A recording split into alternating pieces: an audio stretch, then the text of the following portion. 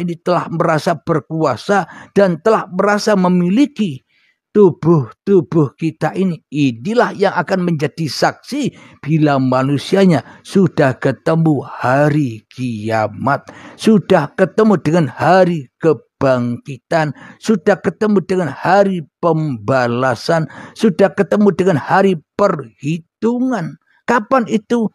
Baiat. Ketika manusianya ketemu baiat, ketemu kematiannya, maka terungkaplah dongeng-dongeng yang selama ini hanya dicerita-ceritakan saja, tidak nyata, tidak nampak. Ketika manusianya sudah mati, mutu qabla antal maut, ketika sudah dibaiat manusianya sadar bahwa semuanya sudah ada. Ketika manusianya sudah ketemu wajahullah, ketika manusianya sudah bertemu Tuhannya, itulah ending dari segala ending perjalanan manusianya. Selesai sudah, tamat riwayatmu, tamat riwayat manusianya. Tidak ada riwayat dan lagi, yang ada hanya riwayat Tuhannya, yang ada hanya cerita Tuhannya. Manusianya bagaimana? Enjoy, enjoy. Why?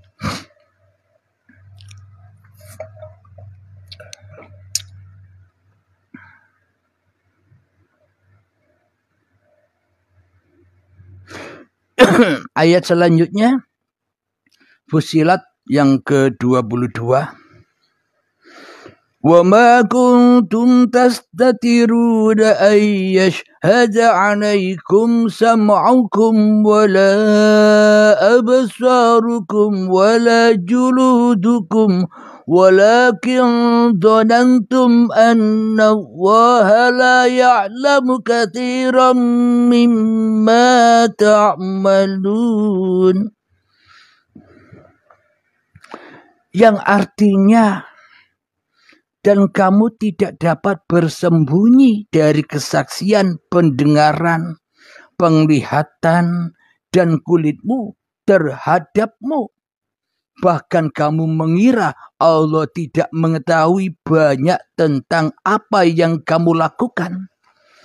Inilah seolah-olah kita selama ini, kita yang melakukan apa yang kita kerjakan. Seolah-olah Allah tidak tahu. Seolah-olah Allah buta. Kenapa itu semua terjadi? Karena manusia menjadi musuh-musuhnya Allah. Karena manusia menjadi saingan-saingannya Allah. Karena manusia merasa lebih berkuasa atas diri manusianya sendiri daripada Allah. Yang tidak bisa pulang manusianya, yang tidak bisa hijrah, yang tidak bisa mentas dari anar. Karena yang dicintai, yang disukai di dalam hatinya anar, ya tetap di dalam anar. Siapa yang bisa menolong? Wong manusianya cinta, sukanya ada di dalam neraka. Siapa yang bisa menolong bila bukan dirinya sendiri yang bisa menolong dirinya? Saya ulang lagi, dan kamu tidak dapat bersembunyi dari kesaksian, pendengaran, penglihatan, dan kulitmu terhadapmu. Bahkan kamu mengira Allah tidak mengetahui banyak tentang apa yang kamu lakukan. Kenapa? Allahnya goib. Ya tidak tahu apa-apa Allah. Yang tahu selama ini kan hanya diri kita. Yang tahu diri kita ya diri kita.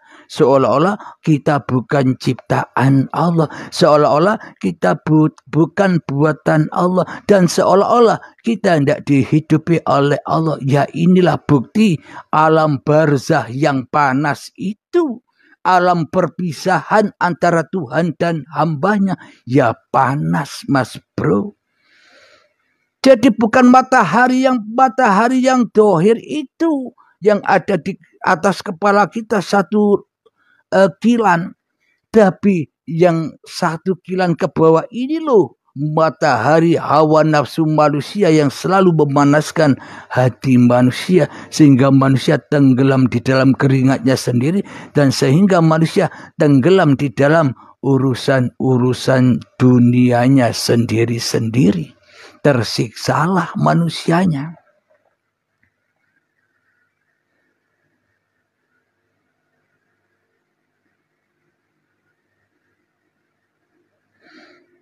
Ayat yang ke-23 dalam surat Fussilat.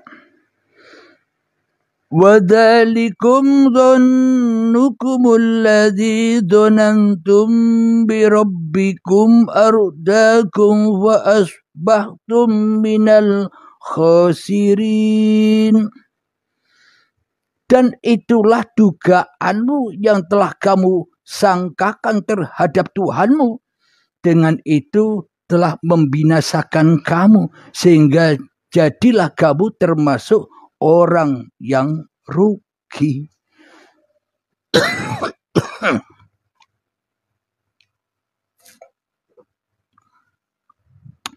Alhamdulillah.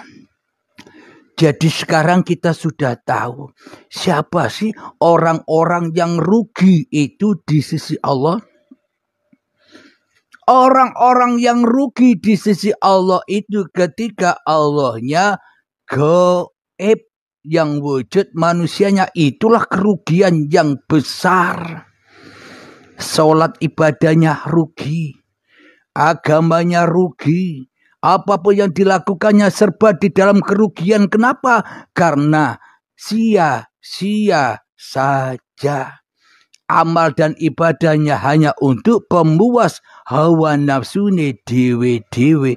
Yaitulah kerugian itu, yaitulah saksi bahwa badan-badan ini telah menyaksikan ulah dan laku manusianya yang selalu dan selalu mensekutukan penciptanya. Maka rugi.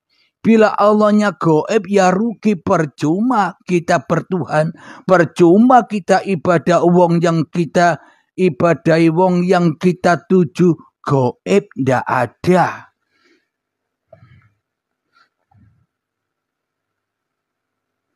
Karena manusia selama ini beragama dan bertuhan hanya dengan dugaan-dugaan manusia itu sendiri. Karena manusianya lebih hebat daripada Tuhan. Manusianya lebih ada daripada Tuhan. Manusianya lebih wujud daripada Tuhan. Manusianya lebih hidup daripada Tuhan. Manusianya lebih berkuasa daripada kuasanya Tuhan. Maka semuanya serba dugaan-dugaan palsu manusianya yang berlaku di dalam kehidupan ini. Surat Fussilat yang ke-24. Fa iyasbiru fandaru matwan lahum wa iyasta'tibu fama hum minal mu'tabin. Yang artinya, meskipun mereka bersabar atas azab neraka, maka merekalah tempat tinggal. Maka nerakalah tempat tinggal mereka. Dan jika mereka minta belas kasihan, muka mereka itu tidak termasuk orang-orang yang pantas dikasihani. Wong kita menggaibkan Allah kok mengharap-harap pahala. Wong kita menggaibkan Allah kok harap-harap surga. Wong kita menggaibkan Allah kok harap-harap ridho. Ndak pantas dikasihani. Kenapa? Wong kita ndak mentuhankan Tuhan sebagai penguasa kita. Wong kita ndak mentuhankan Tuhan sebagai pencipta kita. Wong kita ndak mentuhankan Tuhan sebagai pemelihara kita. Wong kita ndak mentuhankan Tuhan sebagai yang mencukupi kebutuhan kita selama ini. Bila sudah begitu, minta pertolongan Tuhan dengan doa-doanya. Tidak pantas kita dikasihani Tuhan. Kenapa? Karena kita jadi musuh-musuhnya Tuhan. Musuh kok dikasihani. Maknanya bagaimana? Contoh, ketika ada orang yang tidak suka dengan kita, orang yang memusuhi kita, bagaimana mungkin kita bisa mengasihani orang-orang yang tidak mau dikasihani? Bagaimana mungkin kita bisa memberi orang yang tidak mau diberi? Jauh panggang dari apinya. Bagaimana mungkin Allah mengasihani manusia yang tidak bertuhan dan tidak kembali kepada Tuhannya? Bagaimana mungkin Allah menerima doanya? Bagaimana mungkin Allah menerima amalnya? Bagaimana mungkin Allah menerima zikirannya orang-orang yang ingkar kepada Tuhannya? Siapakah orang yang ingkar kepada Tuhannya? Orang-orang yang merasa lebih ada daripada adanya Tuhan. Ya, termasuk saya. Ini menceritakan diri saya sendiri. Semoga Anda tidak seperti saya ya.